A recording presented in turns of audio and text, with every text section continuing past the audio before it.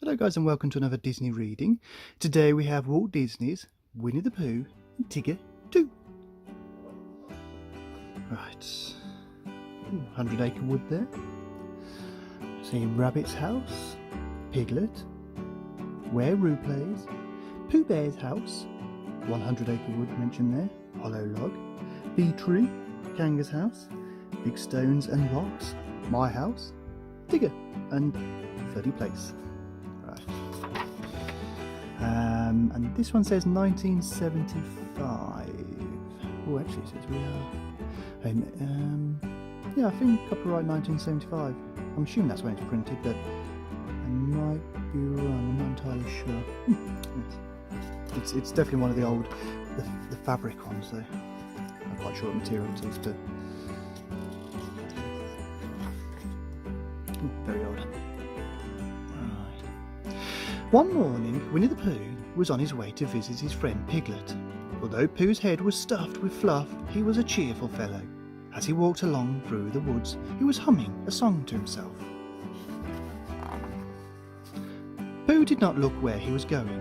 All of a sudden, someone bounded into him. Pooh found himself flat on the ground. Tigger was sitting on his tummy. "Hello, Pooh," said Tigger. "It's a fine day for bouncing." Tigger helped Pooh get up. "Thank you, Tigger," said Pooh. "I was just thinking it's a fine day for going to visit Piglet. I was on my way to see Rabbit," said Tigger, "but I will come along with you," and Tigger bounced away.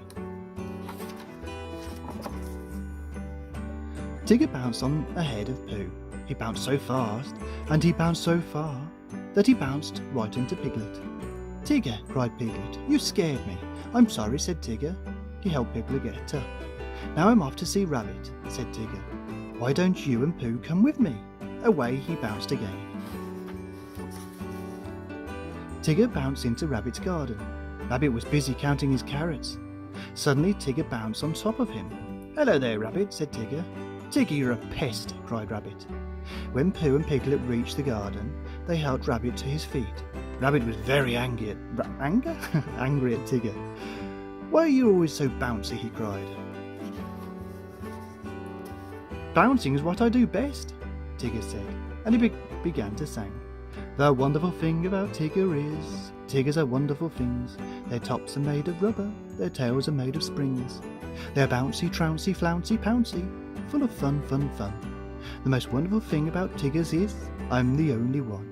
By the time Tigger bounced away, Rabbit's whole garden was ruined. Oh my goodness me. Later that day, Rabbit came up with a splendid idea for bouncing Tigger.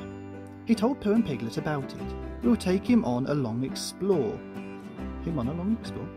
"And leave him in the woods," said Rabbit. "When we go back to get him next morning, Tigger will be not so bouncy." "That is a splendid idea," said Piglet. "What do you think, Pooh?" But Pooh was sitting in a cosy chair, and he had fallen fast asleep. Piglet poked him. "I think it's a splendid idea," said Pooh, after Piglet told him all about it.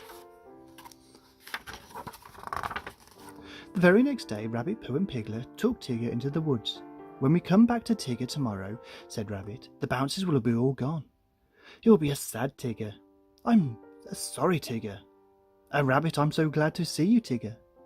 Tigger bounced farther and farther away. He did not know about Rabbit's idea, to leave him in the woods. Oh, my goodness. The three friends found a hollow log. "Quick," said Rabbit, "hide inside." They climbed into the log. Tigger soon came back to look for them. "Hello," he called. No one answered. Tigger stood on top of the log. He called to his friends again. They still did not answer. They must be lost, thought Tigger, and he bounced away to find them. As soon as Tigger was out of sight, Rabbit, Pooh and Piglet started home.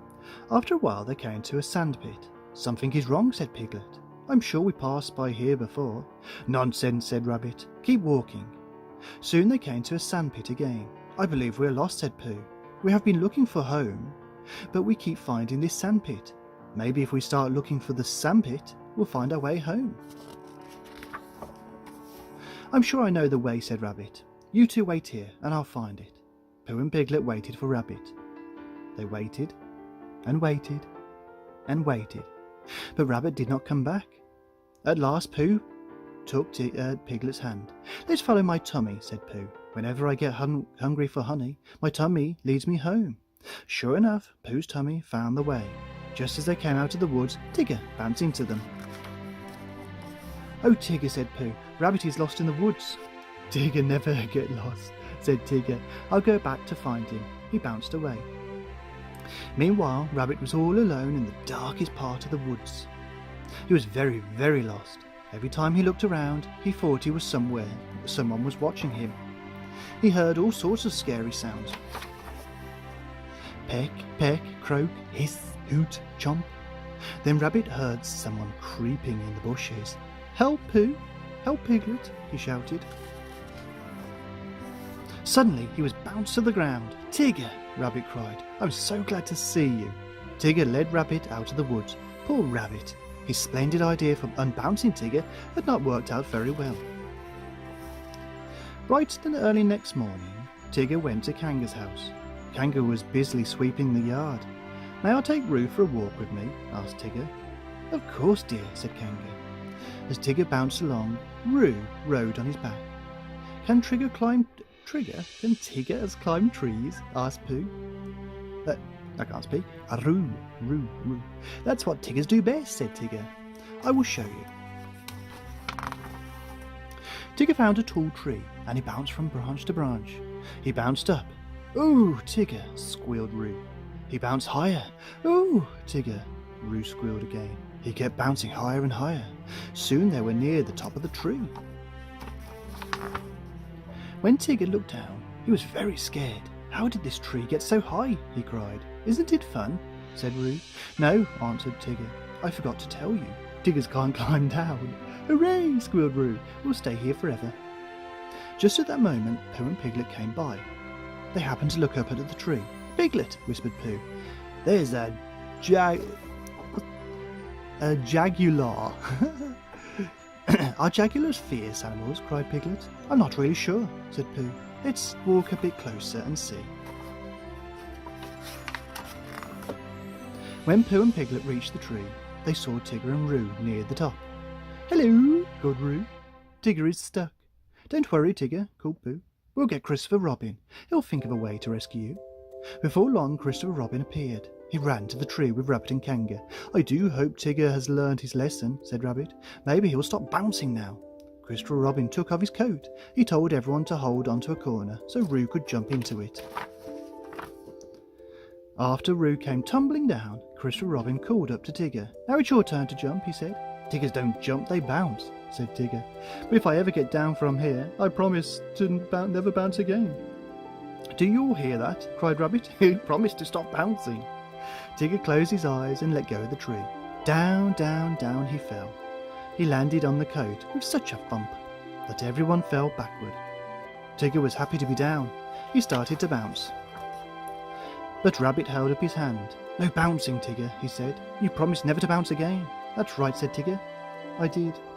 Tigger began to walk away. Without his bounces, he was a very sad Tigger indeed.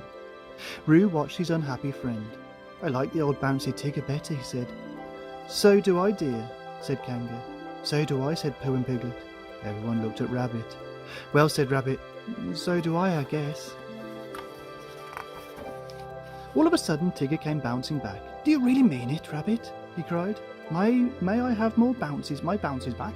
"Yes," said Rabbit, "I really mean it." "Hooray!" said Tigger, and off he bounced, happy to be his bouncy old self again. And that's the end. And that was Walt Disney's Winnie the Pooh and Tigger too. So guys, if you enjoyed that story, click like. If you'd like to see more, click subscribe. And I'll see you guys very, very soon. Bye-bye.